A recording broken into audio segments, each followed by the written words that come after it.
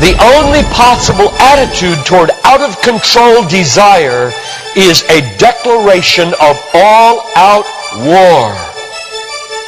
I hear so many Christians murmuring about their imperfections and their failures and their addictions and their shortcomings, and I see so little war.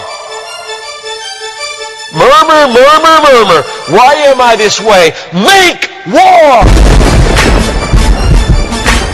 If you wonder how to make war, go to the manual. Don't just bellyache about your failures. Make war! He says, I'm continuing the quote, there is something about war that sharpens the senses. You hear a twig snap or rustling of the leaves and you are in attack mode. Someone coughs and you are ready to pull the trigger. Even after days of little or no sleep, war keeps us vigilant. There is a mean, violent streak to the true Christian life. But now let's very carefully ask, violence against whom? Or what? Not other people. Not other people. Not other people. Not Muslims. Not Hindus. Not Buddhists. Not atheists. Not secularists. Not nominal Christians. Not wives or husband or children or ornery bosses. But on every impulse in our soul to be violent to other people. Violence, a mean streak in Christianity, against our own selves and all in us that would make peace with sin and a settling in peacetime mindset. We make war on that in us. It's a violence against all lust in ourselves, all enslaving desires for food, caffeine, sugar, chocolate, alcohol, pornography, money, the praise of man, approval of others, power, fame. This is our enemy. This is where we make war. It is a violence against all racism in our souls, all sluggish indifference to injustice in our souls, a violence against all indifference to poverty and indifference to abortion in our souls. Did you know that in the warfare of Romans, Satan doesn't show up until chapter 16.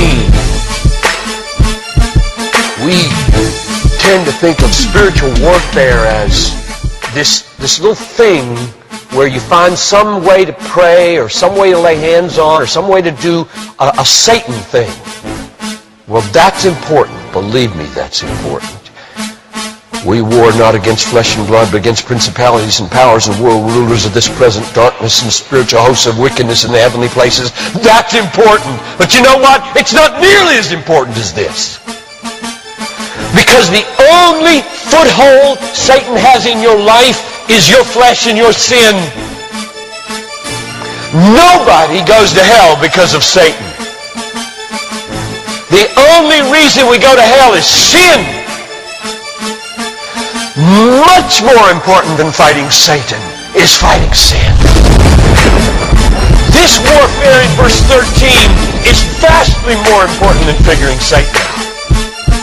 Get that. My biggest enemy is not Satan. My biggest enemy is John Piper.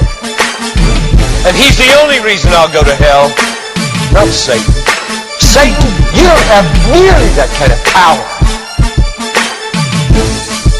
And therefore, I really care about us learning how to do this battle. Christianity is not a settle in, live at peace with the world the way it is religion. Like most Christians live their daily lives. Verse 13. If by the Spirit you kill. There's a mean streak in Christianity, and it's not against anybody else but ourselves. In fact, it's against the meanness of ourselves against other people. If you feel like you're a mean person against others, a harsh person, a critical person, you know your problem? You haven't learned to make war. You haven't learned to be mean. You haven't learned to get violent against your violence, against your meanness, against your critical spirit. And you complain of it, talk about it, but have you made war 24/7 against it?